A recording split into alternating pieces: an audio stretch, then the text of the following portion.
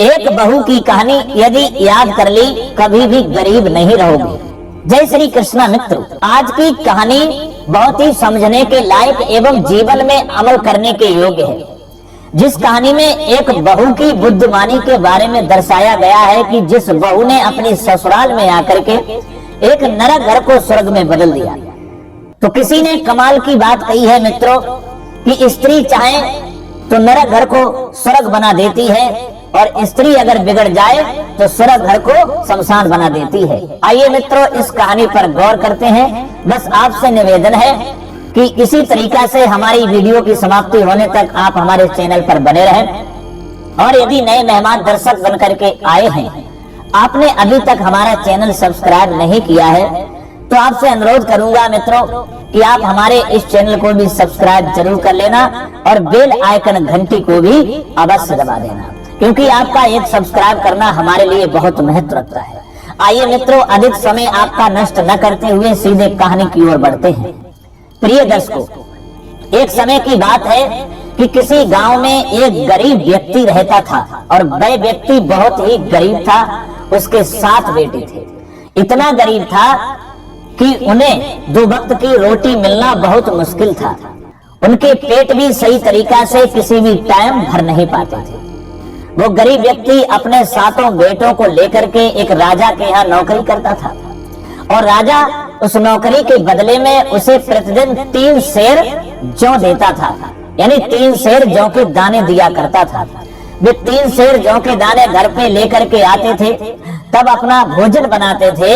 तो 3 सेर जौ के दानों से भोजन जो बनाते थे उस गरीब व्यक्ति का और उसके 7 बेटों का, यानी बड़ा परिवार था, तो पेट ही नहीं भरता था, क्योंकि उस गरीब व्यक्ति के परिवार में अधिक भोजन ग्रहण करने वाले थे, इसलिए अधिकतर लोग भूखे रह जाते थे। मित्रों, वह गरीब व्यक्ति राजा की नौकरी छोड़ना भी चाहता था, सोचता था कहीं दूसरी जगह इंतजाम कर लें, लेकिन उस राजा का इतना भय था, इतना डर था। वो व्यक्ति सोचता था अगर नौकरी छोड़ दी तो ये पकड़वा करके हमको और हमारे बच्चों को फांसी पे लटका देगा। इसलिए दोस्तों डर की वजह से वो नौकरी भी नहीं छोड़ सकता था। नौकरी कर रहा था लेकिन उनके पेट नहीं भरते थे। एक समय की बात है कि वह गरीब व्यक्ति शाम के समय अपने चूल्हे में लकड़ी झोंक रहा था, भोजन बनाने की तैयारी कर रहा था। तब तक क्या देखता है कि एक पड़ोस में रहने वाली बूढ़ी माँ उसके पास में आती है और वो बुढ़िया कहती है कि अरे भाई, तुम रोज इसी तरीका से काम करने के बाद में आते हो और शाम को भोजन बनाते हो, तब खाते हो, ऐसा क्यों नहीं करते हो भाई? तुम्हारे 7 लड़के हैं और एक लड़का की शादी कर लो, जो तुम्हारा बड़ा लड़का है उसका विवाह कर लो, घर में बहू आ जाएगी तो भोजन वो बना दिया करेगी। दोस्तों, उस बुढ़िया को नहीं मालूम था कि उसके बड़े बेटे की शादी हो चुकी थी। जवाब दिया बूढ़ी माँ, माफ करना, आपको नहीं मालूम है हमारा जो बड़ा लड़का है उसका विवाह हो चुका है।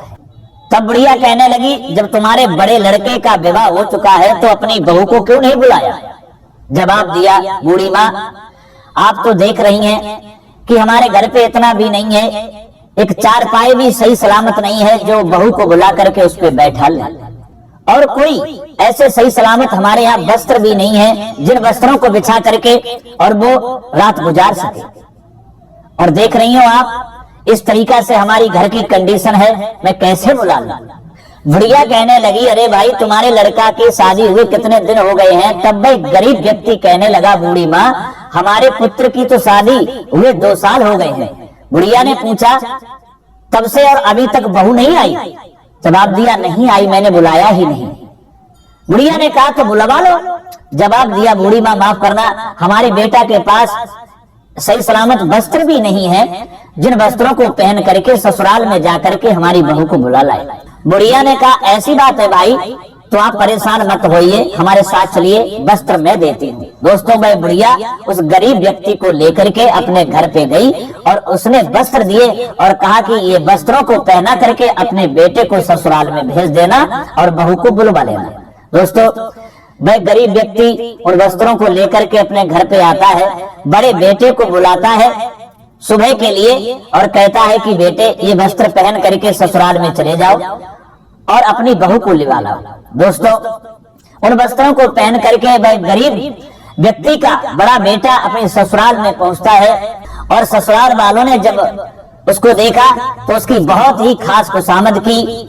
3 दिन तक वह ससुराल में रहा। उसके बाद में अपनी बहू को लेकर के अपने घर की ओर चल देता है।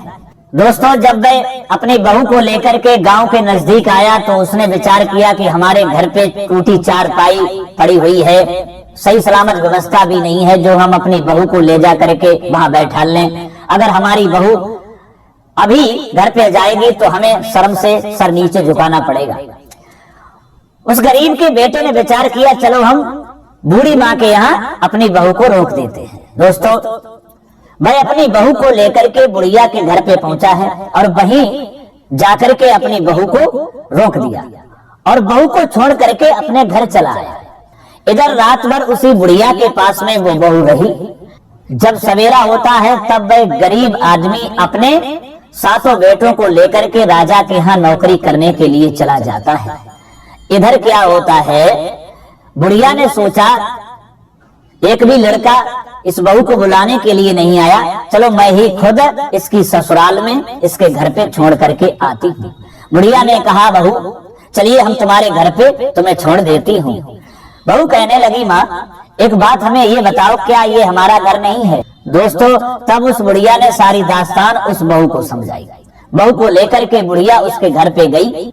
जब उस बहू ने जाकर के अपने घर में देखा कि कई चूल्हे पड़े हैं और चूल्हों में राख भरी पड़ी हुई है और वो राख बिखरी हुई है, और इधर चारपाई की ओर देखा तो चारपाई टूटी नजर आई। बिस्तरों की ओर देखा तो बिस्तरों पर बहुत सारी धूल जमी हुई थी। दोस्तों, बहू ने जब अपनी ससुराल का ये नजारा देखा तो उसकी आंखों में आंसू निकल आए और रोने लगी। इधर बुढ़िया तो चली आती है, वो बहू अकेली वहीं रह गई, रोती रही। उसके बाद में बहू ने विचार किया, क्योंकि बहू बुद्धिमान थी। बहू सोचने लगी, अब रोने से कुछ काम चलने वाला नहीं है, कुछ करना चाहिए। बहू ने बुद्धिमानी से काम लिया। दोस्तों, वह बहू जो थी वह उठती है और जितने भी चूल्हे थे सब चूल्हों को फोड़ देती है, केवल एक चूल्हा रह जाता है और सारी राख को एकत्रित कर देती है, घर को साफ करती है, बिस्तरों को झाड़ती है। यानी उसने घर की कंडीशन ही बदल दी। दोस्तों, इधर जब शाम होती है और अपने पति के आने का इंतजार करने लगी, लेकिन पति का इंतजार तो करती रही, पति नहीं पहुंचा। दोस्तों, अब वह घबराने लगी, अंधेरा हो चुका था। विचार करने लगी, कहीं ऐसा ना हो हमारे पति ना आए और कोई पराया पुरुष आकर के हमें देखे और हमारे ऊपर कुदृष्टि डालने की कोशिश करे, कहीं अनर्थ ना हो जाए। दोस्तों, इस तरीका से वह बहू बैठी बैठी सोच रही थी। तब तक क्या होता है कि उसका पति अपने भाइयों के साथ में और पिताजी के साथ में वहां आ जाता है। और जब वह गरीब व्यक्ति अपने बेटों के साथ में जैसे ही घर में घुसा तो उसने देखा कि घर का नजारा ही बदला हुआ है। इधर ससुर ने जाकर के अपनी बहू से पूछा कि बहू, ये तुमने क्या किया, जो इतने चूल्हे थे सबको फोड़ दिया? तब वह बहू कहने लगी, पिताजी माफ करना, एक चूल्हा इस घर में जलेगा और सारा भोजन मैं बनाऊंगी और सबको खिलाऊंगी। दोस्तों, बहू की ऐसी बातें सुनकर के उसका ससुर और उसके देवर बहुत ही प्रसन्न हुए। उसके बाद में जो 3 सेर जौ के दाने लाए थे उससे उसने भोजन तैयार किया, लेकिन पेट किसी के नहीं भरे। दोस्तों, वह बहू 3 दिन तक इसी तरीका से भोजन बनाती रही, लेकिन पेट तो भरते नहीं थे। चौथे दिन उसने अपने ससुर से कहा, पिताजी तुम रोजाना उस राजा के यहाँ नौकरी करने के लिए जाते हो और वह राजा तुमको 3 सेर जौ के दाने देता है, इससे गुजारा नहीं होता। आज जाइए और शाम के समय जब वो जौ के दाने दे तब कहना उससे कि हमें इसकी 3 गुनी मात्रा के दाने दीजिए, इतने दानों में मेरा गुजारा नहीं होता है। दोस्तों, जब बहू के ये शब्द सुने तब वह ससुर कहने लगा, अरे बहू, तुम नहीं जानती हो वह राजा जो है बहुत ही कमीन राजा है, तुम्हें ये बात नहीं मालूम? अगर मैं उससे कहूंगा कि मुझे 3 गुनी मात्रा के दाने बढ़ा करके दो तो वो हमें मरवा देगा, मेरी हिम्मत नहीं पड़ती है। दोस्तों, बहू ने कहा, घबराइए नहीं, तुम जाकर के उससे ये कहना जरूर और वो कुछ नहीं कहेगा। भाई होता है अपनी बहू के कहने के अनुसार वह गरीब व्यक्ति अपने 7 बेटों को लेकर के उसके यहाँ नौकरी करता है, और शाम को जब वह 3 सेर जौ के दाने लेकर के राजा आता है और उसको देता है, तब वह कहता है, महाराज इतने दानों से मेरा गुजारा नहीं होता, इसके 3 गुना दाने और बढ़ा दो। दोस्तों, बिना कुछ कहे ही वो 3 गुना और दानों की मात्रा बढ़ा देता है और उनको लेकर के और वो अपने घर पे चले आते हैं। दोस्तों, उस बहू ने भोजन तैयार किया, उस दिन सबके पेट भर गए। इसी तरीका से ये सिस्टम चला कुछ दिन। फिर एक दिन फिर कहा अपने ससुर से उस बहू ने कि जाओ आज फिर कहना राजा साहब से कि थोड़ी मात्रा और बढ़ा दें, इसमें गुजारा नहीं होता है। ससुर कहने लगा, बहू क्या पागल हो गई हो? एक बार तो मैंने हिम्मत को बांध करके उससे कह दिया, दोबारा मेरी हिम्मत नहीं है जो मैं उससे कह पाऊं। अगर मैंने कह भी दिया तो वो हमें मरवा भी सकता है। बहू ने कहा, पिताजी घबराइए नहीं, वो कुछ नहीं करेगा, उससे कह देना जा करके कि कुछ मात्रा जौ के दानों की बढ़ा दे। दोस्तों, इधर फिर अपने 7 बेटों को लेकर के वह गरीब व्यक्ति जो था पहुंच गया राजा के यहाँ नौकरी की। शाम को जब जौ के दाने देने के लिए राजा आया तो उसने हाथ जोड़ करके कह दिया, महाराज थोड़ी मात्रा और बढ़ा दो। दोस्तों, फिर राजा ने 3 गुनी मात्रा और बढ़ा दी। अब तो वे लोग बहुत ही प्रसन्न हुए और जौ को लेकर के अपने घर पे आते हैं। इधर क्या होता है, 3 सेर जौ जो थी वो बहू बचाती रही। कई दिनों तक ये सिस्टम चलता रहा। बहुत सारे उस बहू ने 3 सेर जौ बचा करके इकट्ठे कर लिए। फिर एक दिन क्या हुआ कि उस बहू ने अपने ससुर से कहा कि पिताजी इस तरीका से नौकरी करते रहोगे तो जिंदगी में कुछ नहीं कर पाओगे, दूसरों की गुलामी करते रहोगे। ऐसा करिए, आप अपना धंधा कोई खोल लीजिए। जवाब दिया, बहू तुम कैसी बातें कर रही हो, हमारे पास क्या है? मेरे पास तो कुछ भी नहीं है जो हम अपना धंधा खोल पाऊं। तब उस बहू ने कहा, मैंने 3 सेर जौ प्रतिदिन बचा करके इतने सारे जौ इकट्ठे कर लिए हैं, तुम वो नौकरी को छोड़ दो और जाकर के बाजार में एक दुकान कोई ले लो और अपना धंधा शुरू कर दो। जवाब दिया, बेटी अगर राजा को मालूम हो गया तो राजा फांसी लगवा देगा। बहू कहने लगी, पिताजी फिर वही बात, वो कुछ नहीं करेगा, जो मैं कह रही हूँ उसको आप करिए। दोस्तों, वही हुआ। वो गरीब व्यक्ति जाता है और बाजार में उसे एक दुकान भी मिल जाती है। अगला दिन होता है, उन जौ को लेकर के अपना धंधा शुरू करता है। उस दिन तो ग्राहक कुछ कम आए और उसके बाद में ग्राहक बढ़ते हुए चले गए। दोस्तों, शाम को जब वह ससुर आता है और आकर के अपने घर पे भोजन करता है प्रेम से और रहने लगता है। दोस्तों, इधर बहू ने कहा कि आप खाली हाथ मत आया करो, कुछ ना कुछ लेकर के आया करो घर पे, कुछ ना कुछ तुम्हें जो रास्ते में मिल जाए उसको ही उठा लाया करो, खाली हाथ मत आया करो। ससुर ने कहा, बहू ठीक है। अब अगला दिन हुआ, वह अपनी दुकान पर पहुंचा 7 बेटों को लेकर के, पूरे दिन दुकान पे रहा। इधर शाम को जब आया तो कुछ ना कुछ उसे मिल जाता था, वो उठा करके घर पे ले आया करता था। यानी एक कागज भी अगर उसे नजर आ जाया करता था तो वो कागज भी उठा लाया करता था। बहू क्या करती थी, उसको एक कोने में एकत्रित करने लगती थी। इसी तरीका से कुछ दिन ये चलता रहा। एक दिन क्या होता है कि उसका ससुर शाम के समय दुकान को बंद करके जब घर के लिए आ रहा था तो उसे कोई वस्तु नजर नहीं आई। अब वह सोचने लगा, अगर हम कुछ लेकर के नहीं गए तो बहू हमारी नाराज होगी। प्रिय दर्शकों, तब तक क्या देखा उसने कि एक मरा हुआ सर्प पड़ा है। वह सर्प के पास में गया, सोचने लगा ये तो मरा है, अब मैं क्या ले जाऊं, चलो इसी को लिए चलते हैं। दोस्तों, उसने एक लकड़ी में मरा हुआ सर्प उठा करके घर पे ले आया। बहू ने देखा, कहने लगी, पिताजी ये आप क्या ले आए, इसको क्यों ले आए?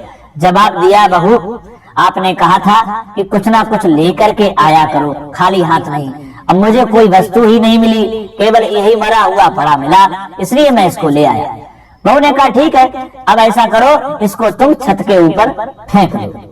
बहू ने उस सर्प को छत के ऊपर फेंकवा दिया।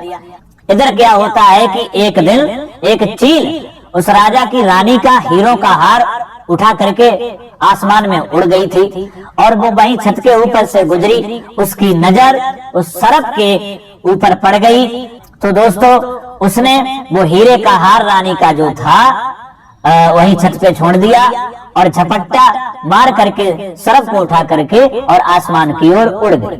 इधर क्या हुआ, जब दोपहर के समय वो बहू अपने भीगे हुए कपड़ों को डालने के लिए, सुखाने के लिए छत के ऊपर चढ़ी तो उसकी नजर हीरों के हार पर पड़ गई।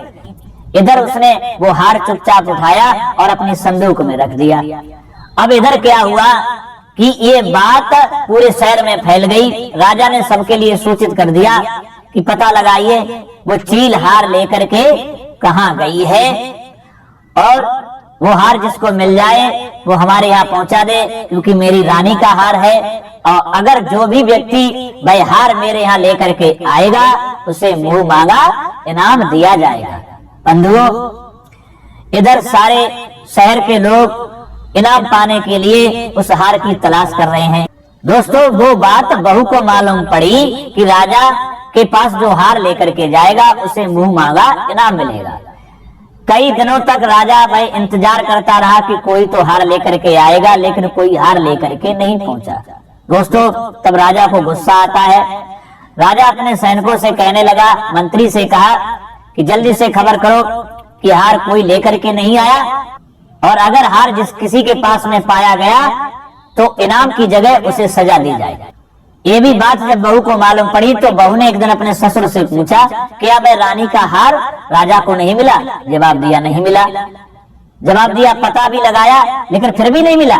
ससुर कहने लगा, बहू वो अभी तक मिला ही नहीं है। पहले तो राजा इनाम की बात कर रहा था, अब ये कह रहा है कि जिसके पास हार पाया गया तो उसे इनाम की जगह वह सजा देगा। दोस्तों, इधर बहू ने कहा कि पिताजी कोई राज मिला है हार का?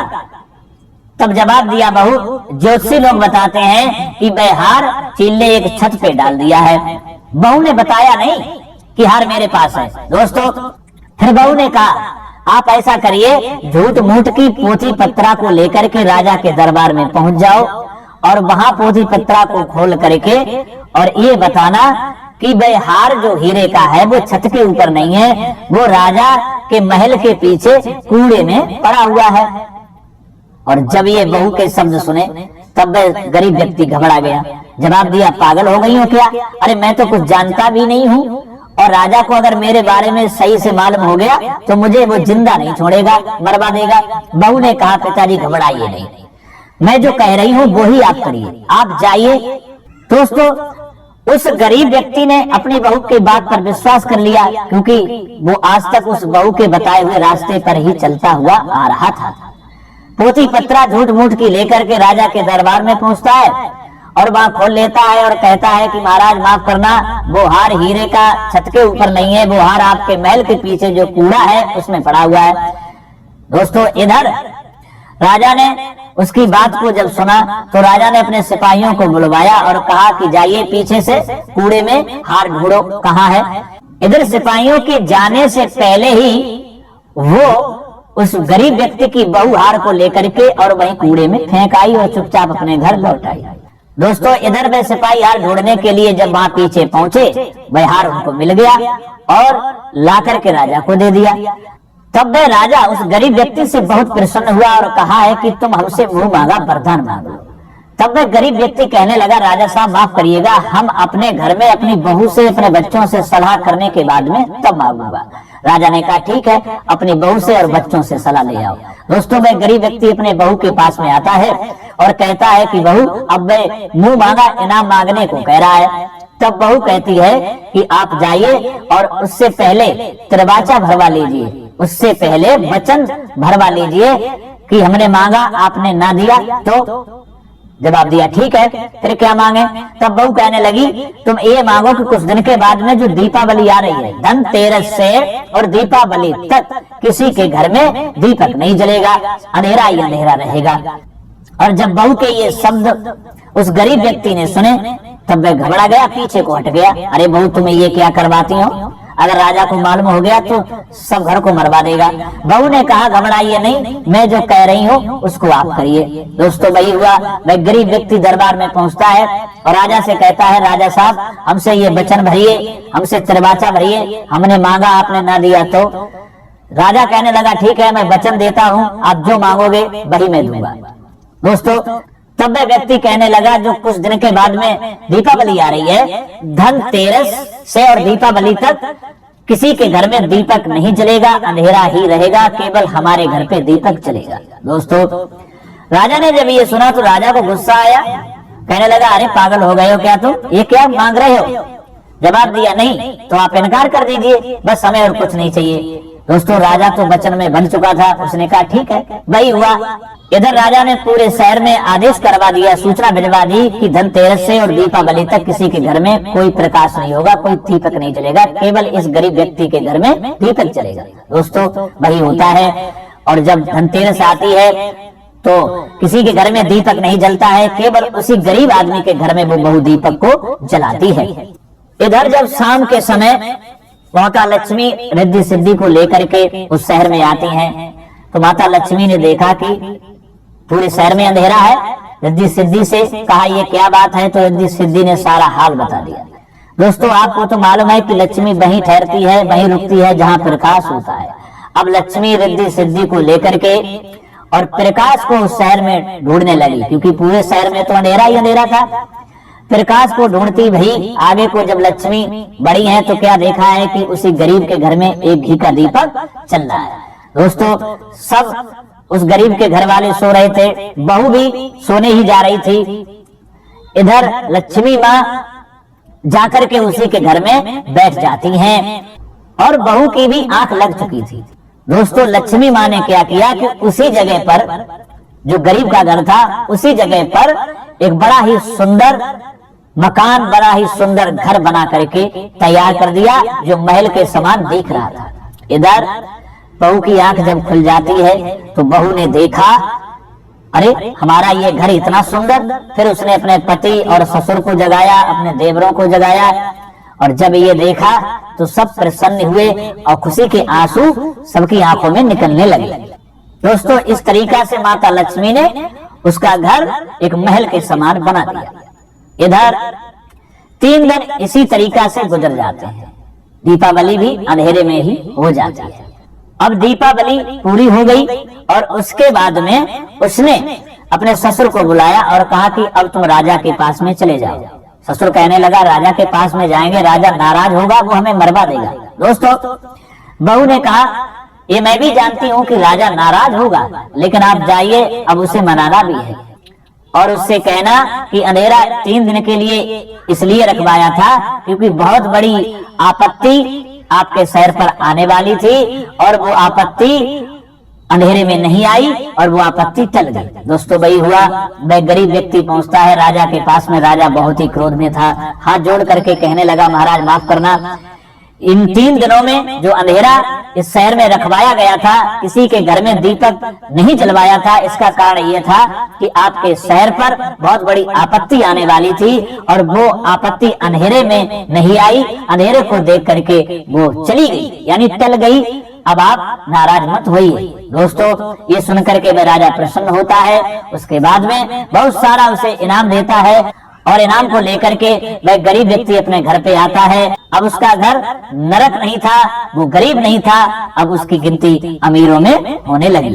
तो दोस्तों, इस तरीका से एक बहू ने आकर के अपनी बुद्धिमानी से, अपने विवेक से उस नरक घर को स्वर्ग में बदल दिया और वो अमीर बन गई, यानी उसने अपने ससुराल वालों को अमीर बना दिया। तो दोस्तों, इस कहानी से हमें ये सीख मिलती है कि बुद्धिमानी और विवेक से किया हुआ काम हमेशा सफल होता है और वो अपनी मंजिल पर जरूर ले जाता है और एक दिन सुख जरूर देता है और गरीब से अमीर अवश्य बना देता है। तो दोस्तों, यदि कहानी आपको ये अच्छी लगी है तो हमारी वीडियो को लाइक करना और हो सके तो मित्रों को भी शेयर करना। फिर मिलेंगे अगली वीडियो में किसी नई ज्ञान चर्चा के साथ में। तब तक के लिए सब्सक्राइबर बंधुओं एवं दर्शक भाइयों के लिए राधे राधे, जय श्री कृष्णा, ओम नमः शिवाय।